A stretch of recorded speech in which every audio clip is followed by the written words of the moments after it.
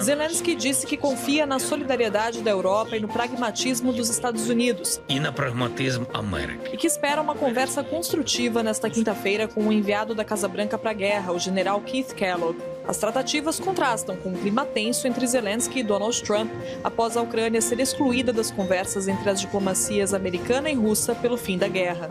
But today I heard, we weren't invited. Well, you've been there for 3 years. You should have ended it 3 years. You should have never started it. You could have made a deal. Donald Trump, presidente dos Estados Unidos, abriu fogo contra o presidente da Ucrânia, Volodymyr Zelensky, chamando-o de ditador sem votos e ainda responsabilizando a própria Ucrânia pelo início do conflito contra a Rússia. A tensão entre os dois líderes atingiu um novo patamar depois que Trump excluiu Kiev das conversas diplomáticas entre Estados Unidos e Rússia, o que pode representar um verdadeiro golpe para a Ucrânia. O que isso significa para o futuro da guerra? Fica com a gente até o final, já deixa o like e se inscreve para mais análises e notícias.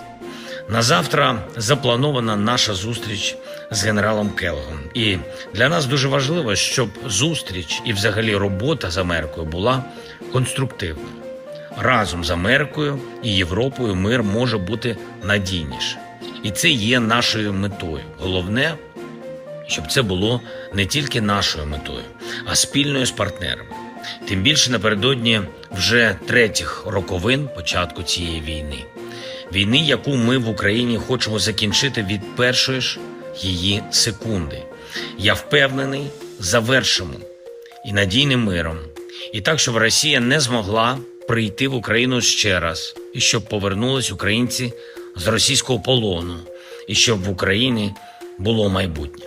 Zelensky explodiu depois que o presidente americano acusou o líder ucraniano de ser um ditador e de ter provocado a guerra contra a Rússia, mesmo com o fato claro de que foi a Ucrânia que sofreu a invasão. A declaração de Trump gerou forte reação na Europa, onde os líderes ficaram chocados com o abandono da Ucrânia pelos Estados Unidos. Desde que assumiu a presidência, Trump tem mostrado um posicionamento muito mais pragmático e menos solidário com a Ucrânia do que seu antecessor, Joe Biden. O governo americano vem exigindo contrapartidas para continuar ajudando militarmente e a pressão aumentou para que a Ucrânia aceite um acordo de paz com a Rússia, antes que seja tarde demais. O presidente ucraniano não gostou nada das falas de Trump e reagiu, dizendo que o presidente americano vive em um ambiente de desinformação. Mas a realidade é que, sem o apoio americano, a Ucrânia pode estar à beira de um colapso. Nos últimos dias, o exército russo intensificou ataques no leste do país. E agora, sem garantias de apoio, Zelensky pode ver sua resistência desmoronar.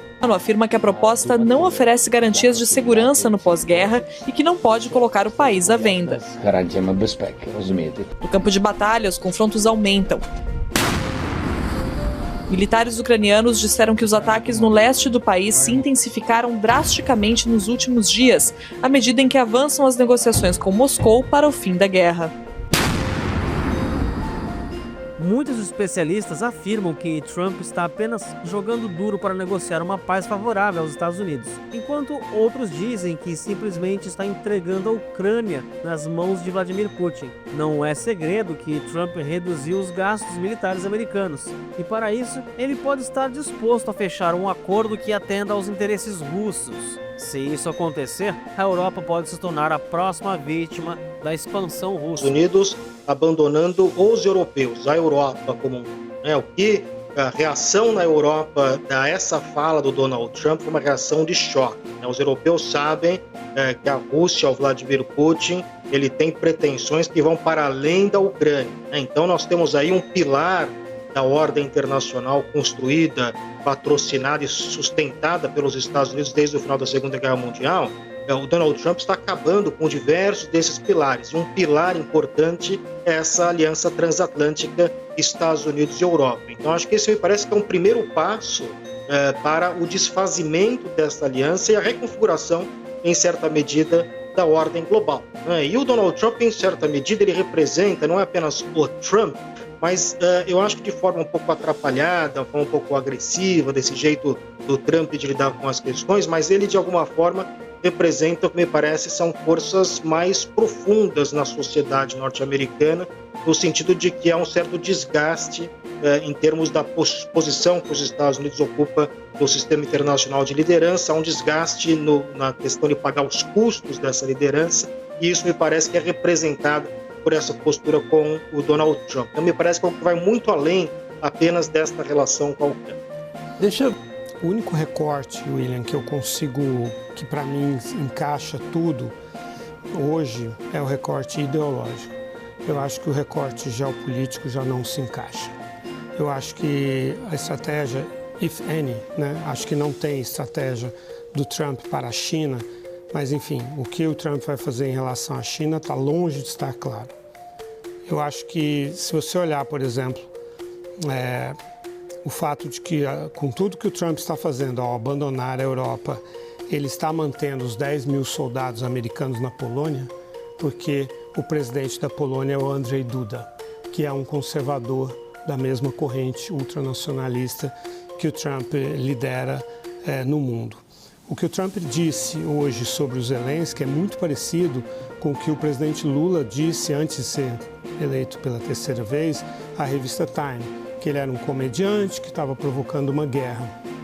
Também Bolsonaro, da mesma maneira, apoiou o Putin, disse que o Brasil era solidário ao Putin, foi lá 8 dias antes de o Putin invadir a Ucrânia. Ou seja, o que Bolsonaro, Lula e Trump têm em comum?